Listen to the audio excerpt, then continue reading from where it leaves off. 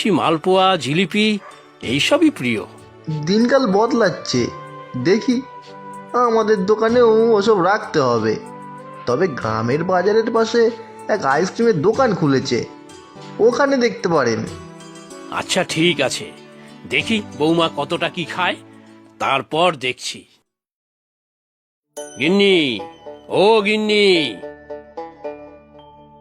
তুমি এসেছো? দই দই কোথায়?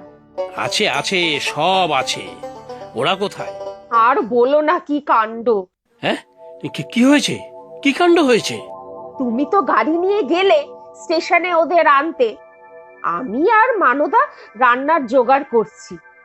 এমন সময় খোকার ডাক, তড়িঘড়ি গিয়ে দেখি দুজন দাঁড়িয়ে দরজায়।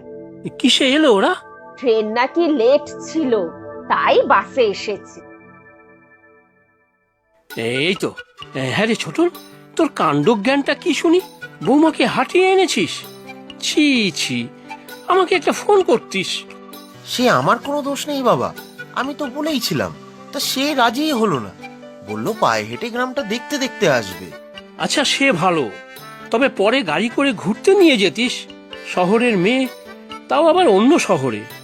ঠিক আছে, কাল গাড়ি করে নিয়ে যাব, আমার স্কুলেও যাবে বলেছে। তা বৌমা কোথায় এখন? খেয়েছে কিছু? এখানে তো আবার সবকিছু পাওয়া যায় না। সে তো বাস স্ট্যান্ডে নেমেই পচাদার দোকানে ঘুগনি মুড়ি খেলো। হ্যাঁ, বলিস কি? ঘুগনি মুড়ি, তাও আবার পচার দোকানের? হ্যাঁ, আমাকেও তো তাই বললো। বাড়ি এসে মায়ের বানানো লুচি আর ছোলার ডালও খেয়েছে।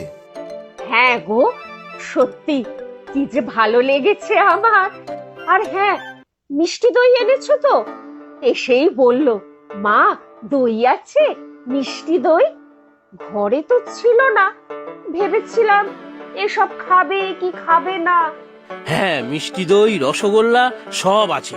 আরো সব মানে ওই দেশি কিছু মিষ্টিও এনেছি। চলো চলো, ঘরে চলো। আর তোমার বৌমা এখন কোথায় জানো? না তো, কোথায়? রান্নাঘরে বসে আমার আর মানদার কাছ থেকে বাংলার রান্না শিখছিল। হ্যাঁ বাবা, ওর খাঁটি বাংলা রান্না শেখার খুব ঝোঁক।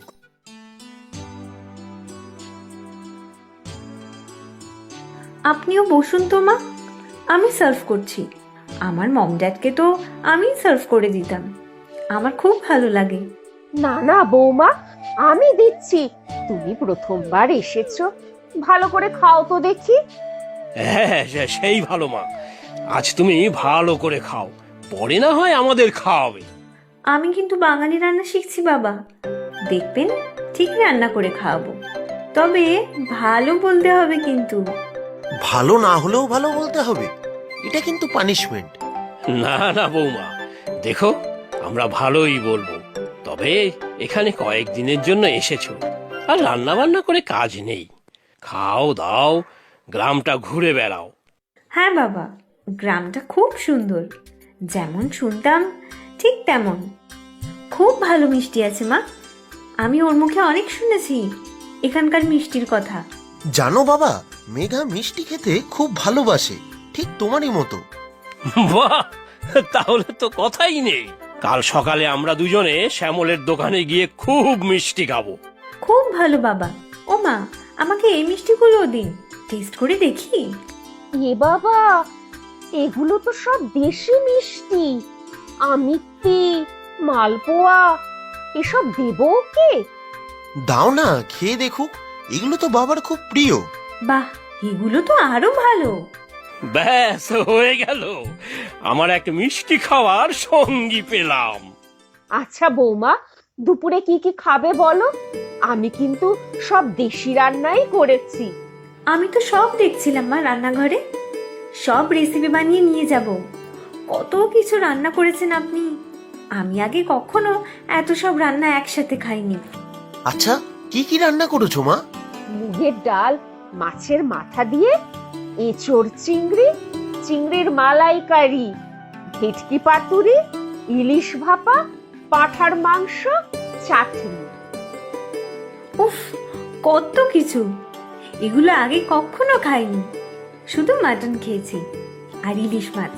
ভেটকি ফ্রাই হয়তো খেয়েছি। আর তোমার সেই স্পেশাল রান্নাটা? সেটা কোনটা? না না, সেটা তো তোমার মুখে রুচবে না। কোনটা? কচু পাতায় চিংড়ি? হ্যাঁ বাবা, ঠিক বলেছ, কচু পাতায় চিংড়ি। তোমাকে একটু ভাত দেবো বৌমা? না গো মা, ভাত খেয়ে পেটের জায়গা আটকাবো না। এত সব দারুণ দারুণ রান্না, উফ, খেয়ে তো শেষই করতে পারছি না। হ্যাঁ, সব খাও আস্তে আস্তে। তুমি পমফ্রেট ভালো খাও, কাল নিয়ে আসবো। উফ, যা খাচ্ছি তার কাছে পমফ্রেট তো কিছুই না। তোমার এত ভালো লেগেছে বৌমা, আর আমার তো চিন্তায় ঘুমই আসছিল না। তোমার বাবারও। আচ্ছা মেঘা, কোনটা সব থেকে ভালো হয়েছে বলো এবার? সবই ভালো, তবে এই যে কি যেন, হ্যাঁ, কচু পাতায় চিংড়ি, yes, this is the best.